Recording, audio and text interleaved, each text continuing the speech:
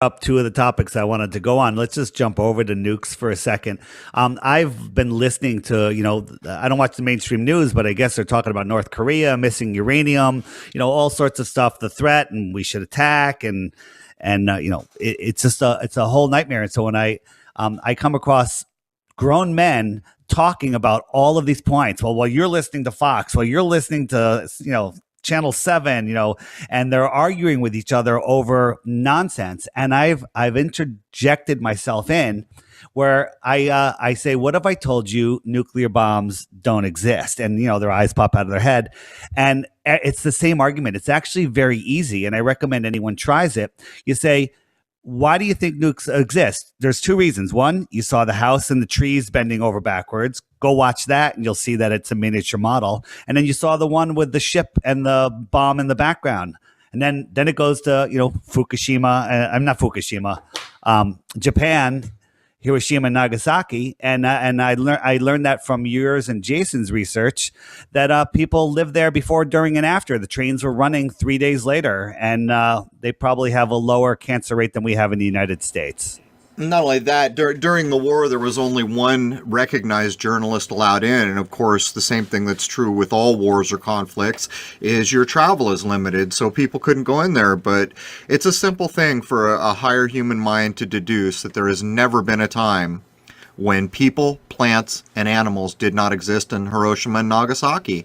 I was in the Marine Corps. I actually saw some of these places and asked the question. When I was a kid, I was told the half-life of the radiation here was thousands of years. No one had an answer for this. Well, I don't need an answer from everyone. The one thing we've been told about radiation is it will destroy living cells. Well, the one thing people, plants, and animals have in common as living cells.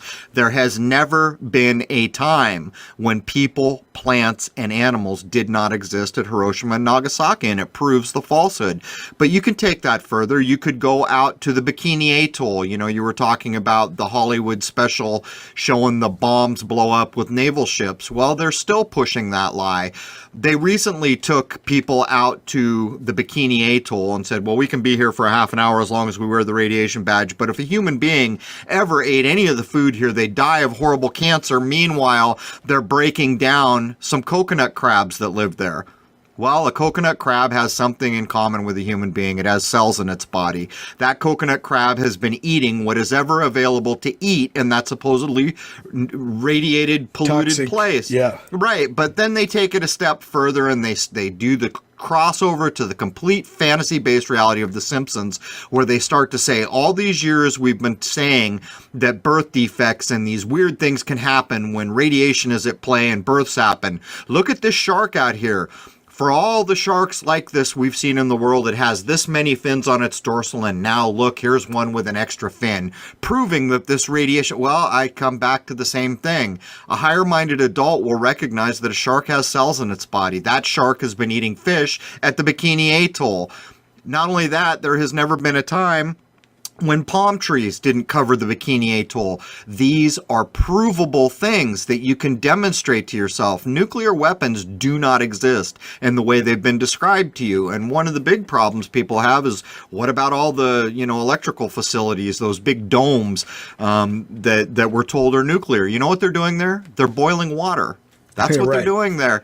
They're boiling water. They're just doing it in a really expensive way. There was a man on the internet called Galen, I think his last name was Windsor of all things, that used to go around eating plutonium and uranium to show people that you've been lied to. I would point everyone back to the China Syndrome movie. I think it won an Academy Award, or if not, it was a big deal. This is the programming that has brought you nukes, that brings us forward to the modern day, where the clown Trump with his frickin' orange wig on his head, making fun of everyone in this country and the world, wants to start another war on the idea that North Korea has nukes. Not only do they not have nukes, they don't have a rocket that can go any further than the ocean in front of them. These things are demonstrable to a higher human mind. So the question becomes, will you be a person that turns on your news and lets that talking head, which is owned by a corporation, tell you what reality is? Or will you use your human abilities to determine that? There's the question. Yeah, I think it's important to note, Dave started this out with the nukes saying that, most people, the only reason quote unquote know that there's nukes is due to the Hiroshima footage and the footage of the trees being bent over, whatever. Not only that, but there's probably a group of young people out there that aren't even seeing that footage. They're simply believing it because it's discussed so much. And I just want to put out there that just because it's in discussion, just because it's in a book or whatever, is not actual observation that Crow is talking about. Well, I can take everyone a step further. What's going on here is the misuse of alchemy. What it's doing is it's transmuting the human mind into an infantile, lower animalistic mindset. That's what's going on here. Anyone listening can go to a YouTube channel called Hoax. He is the person who made what I consider, if there was an Academy Award for YouTube clips, this man made it. He's in Scotland, and Marie Curie, or Mercury, get it? Marie Curie, Mercury, who is the foundational... That's unbelievable. The foundational block in the wall that we need to have nuclear anything or radiation exist is Marie Curie. Go look at the clip he did on Marie Curie, and he will prove to you that it is an alchemical construct. He will even show you how it relates to the sign of Mercury in alchemy, to include Pierre Curie, her husband, who was killed at the crossroad.